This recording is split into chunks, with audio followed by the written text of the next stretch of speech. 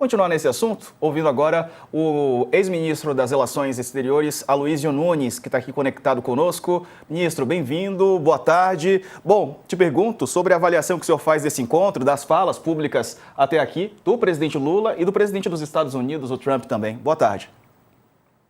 Boa tarde. Eu acho que foi um grande dia para o Brasil, um grande dia para o presidente Lula. Esse encontro culminou uma preparação minuciosa, cautelosa, que demorou algumas semanas, desde a decretação do tarifaço, até que os dois presidentes se encontrassem. Essa não foi uma reunião improvisada, assim como não foi improvisada a reunião, o encontro dos dois na Assembleia Geral da ONU, logo depois do discurso do presidente Lula. Isso foi preparado com uma diplomacia altamente profissional, a diplomacia brasileira, por contatos desenvolvidos entre o vice-presidente Alckmin, o ministro Haddad, o chanceler Mauro Vieira e autoridades do governo norte-americano, por uma visita, inclusive, de senadores brasileiros em contato com senadores norte-americanos e, sobretudo, o entrelaçamento de interesses do setor privado brasileiro com o setor privado norte-americano. O presidente Lula agiu com muito equilíbrio, com muita frieza, como aquele jogador de pôquer do Mississippi, né, que não se deixou impressionar nem pela excitação de pessoas do seu próprio campo que queriam aplicação imediata daquela legislação de reciprocidade, com sanções, com aplicação de retorção aos Estados Unidos, nem tampouco como queria a direita. A Daniela fala direita pragmática, mas uma direita covarde, uma direita que é incapaz de se separar do bolsonarismo, ainda que sabendo que esse bolsonarismo pode levá-lo para o túmulo, né? Uma direita que queria que o Lula se jogasse aos pés do Bolsonaro. Há uma declaração, inclusive, estupefaciente do governador de São Paulo, sugerindo que o Lula deveria começar a conversa, antes até de conversar com o Trump, já oferecer alguma coisa para o Trump que o Trump gosta de ganhar. Uma coisa inacreditável que alguém possa dizer isso. Mas esse é o espírito que predomina neste meio da política brasileira. Aí você mostra também uma preparação do presidente, que foi lá tranquilo, foi tratado como nenhum outro chefe de Estado foi tratado pelo Trump, com respeito, né, com consideração. Nenhum teve esse tipo de tratamento, nem mesmo a presidente do Conselho da Europa, que foi convocada para o clube de golfe do Trump. Ministro. Então, isso foi uma coisa importante, porque começa agora um processo que não é um processo que vai acontecer de um dia para a noite, mas vai acontecer rapidamente. Isso foi dito pelo Trump, foi dito pelo Mauro Vieira, foi dito pelo Lula, mas que terá ainda idas e vindas, é um processo delicado, porque a pauta de negociação é muito extensa.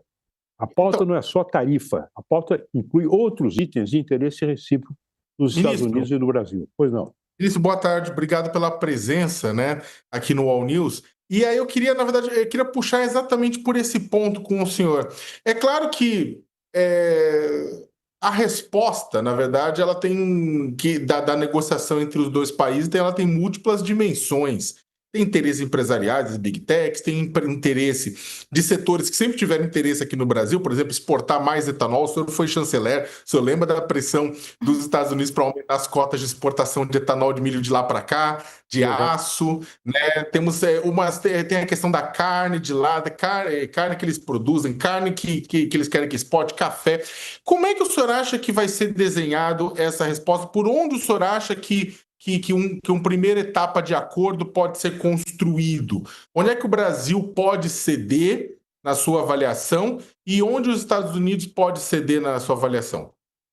Olha, eu acho que é importante os negociadores estabelecerem uma pauta onde sejam incluídos, uma pauta onde constem itens de interesse recíproco do Brasil e dos Estados Unidos. Porque é um sem número de assuntos em que há uma convergência de interesse. Você se referiu ao etanol. Os americanos querem aumentar a exportação de etanol de milho para nós e querem fazê-lo numa tarifa menor. A tarifa que nós cobramos é de 18%, eles cobram 2,5% do nosso etanol quando entra lá. Há uma pauta importante no etanol que vai além da tarifa. É um esforço conjunto dos dois países, que são grandes produtores do etanol, para levar ao consumo do etanol como para aumentar o nível, a mistura de etanol em combustível em outros países. Um esforço conjunto dos dois países para aumentar o mercado mundial do etanol. Existe interesse também dos Estados Unidos e do Brasil na ampliação da infraestrutura das grandes infraestrutura digital. Nós temos até um programa para isso, um programa de incentivo para investimento nessa infraestrutura. Ora, os Estados Unidos precisam disso, têm interesse em investir no Brasil e investiriam em condições favorecidas. Temos interesses também convergentes em matéria de propriedade intelectual, combate à pirataria. Nós temos, na área da defesa também, uma série de assuntos onde é possível nós temos intercâmbio de equipamentos entre defesa brasileira e defesa norte-americana. Enfim, tem que estabelecer um cardápio, seja que constem itens de interesse recíproco. Entrará, claro, a tarifa, né? Entrará a tarifa e o vice-presidente Alckmin colocou hoje com muita clareza que o objetivo do Brasil é um corte linear nessa sobre-tarifa que foi colocada pelo presidente Trump.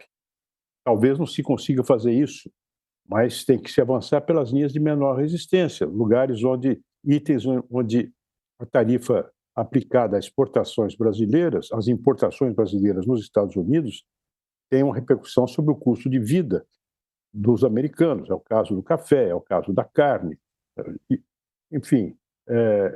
Mas é uma negociação que vai demorar um certo tempo e depende de um alinhamento de interesses recíprocos. Onde é que o Brasil e os Estados Unidos convergem em seus interesses econômicos e interesses estratégicos? A partir daí, o tema da tarifa se resolve muito mais facilmente. Oi, senador. Dani Lima. Eu chamo de senador por força do hábito. Muito bom ver o senhor aqui no All News. Obrigado, bom vê-lo em pleníssima atividade, capacidade. Senador, o senhor foi chanceler, o senhor também pegou momentos de crise aguda, mas não da quadra que a gente está vivendo agora, porque eu, sinceramente, e aí o senhor certamente vai ter muito mais elementos do que eu para me situar, mas eu não me lembro de a gente ter um ambiente de pressão econômica feita por um agente do tamanho dos Estados Unidos em todos os continentes, né?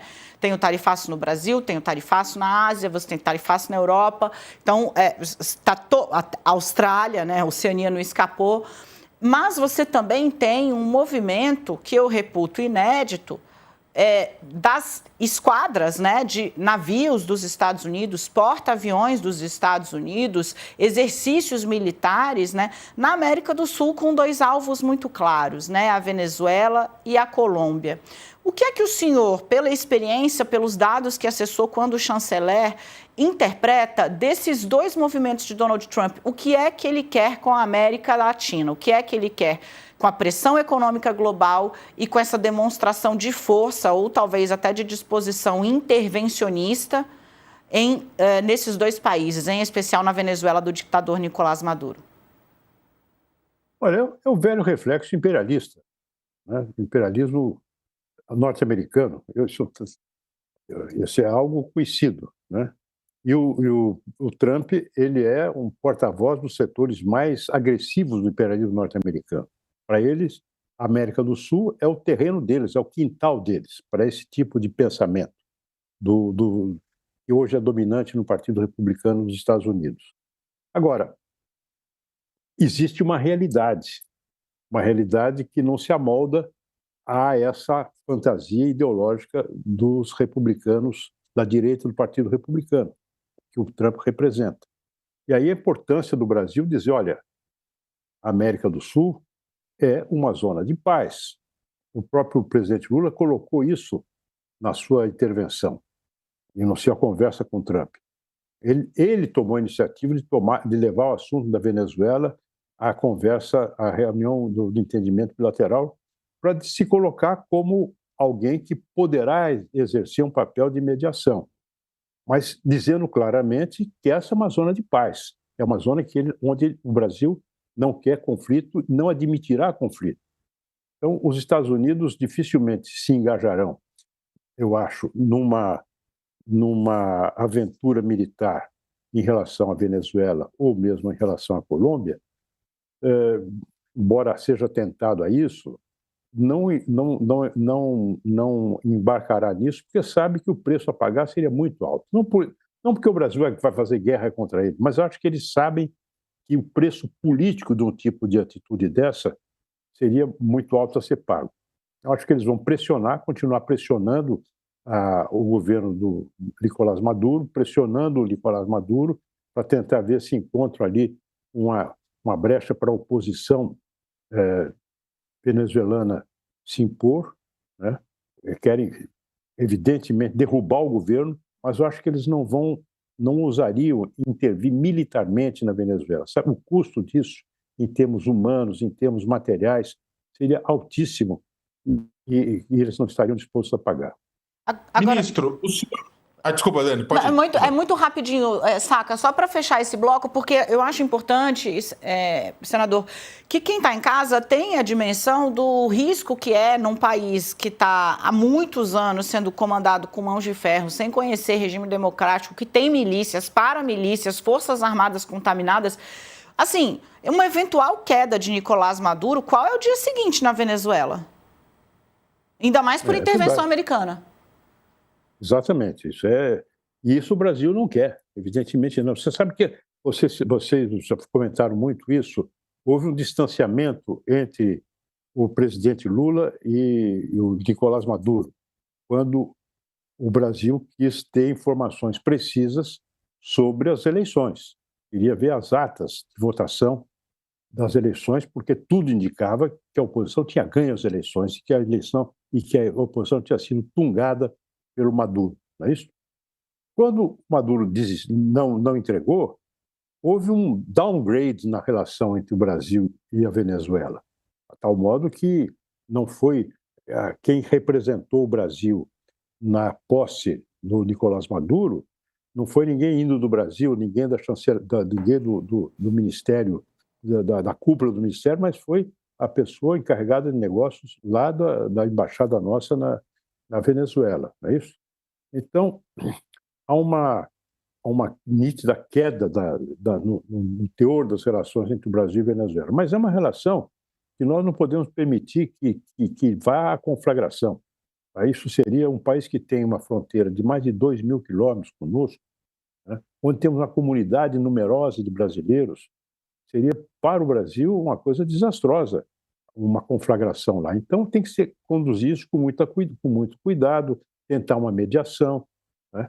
O presidente Lula se coloca até como eventual interlocutor para encontrar uma saída, mas é realmente algo muito preocupante. O senhor estava falando logo no começo, na sua primeira intervenção, a respeito das consequências, inclusive negativas, para o próprio campo da direita, especialmente da extrema-direita, o comportamento diante dos Estados Unidos, né? Um comportamento de incitação aos interesses nacionais, contra os interesses nacionais, pedindo para Donald Trump levantar tarifas, erguer sanções contra o Brasil. Eu queria que o senhor fizesse uma análise do impacto político disso nas eleições, na sua avaliação. Como é que isso vai influenciar as eleições? Como é que isso atrapalha a construção das alternativas e dos candidatos da direita que vão enfrentar Lula? Eu acho que esses candidatos da direita que vão enfrentar o Lula já se atrapalharam. Eles se atrapalharam. Falta a eles dimensão para enfrentar alguém que tem o currículo do Lula, que tem a experiência do Lula, o traquejo do Lula, que faz o governo que o Lula faz. Então, isso eles já demonstraram que tem que comer muito arroz com feijão para poder enfrentar o Lula em condições de igualdade. Então, você veja, Agora, houve uma manifestação bolsonarista em São Paulo, onde foi desfraldada a bandeira norte-americana. Então, quer dizer, eles pedem a intervenção norte-americana no Brasil. É uma coisa lamentável, líderes com essa aspiração de vir a comandar o Brasil, de ocupar a presidência da República, com esse tipo de comportamento absolutamente bizonho, não é? Então, eu acho que esse episódio todo, esses episódios que nós estamos vivendo hoje, mostram que o Lula realmente tem uma dimensão para enfrentar uma reeleição muito favorável. Não é só por causa de pesquisa de intenção de voto, onde está melhorando, onde tem melhorado, mas pela compreensão de que, além dos méritos do governo, o outro lado, a extrema-direita brasileira, que é tributária do bolsonarismo, foi incapaz de dizer, não, chega para lá do Bolsonaro, né? Essa gente não tem dimensão para enfrentá-lo na eleição. Ficou muito claro e muito evidente. Perfeito. Aloysio Nunes, ex-ministro das Relações Exteriores, obrigado por nos atender hoje, ministro. Um abraço para o senhor, uma boa semana, viu? Tchau, senador. Até a próxima. Volte mais vezes. Sempre bom ouvi-lo. Obrigado. Obrigado, igualmente. Tchau. Valeu, muito obrigado.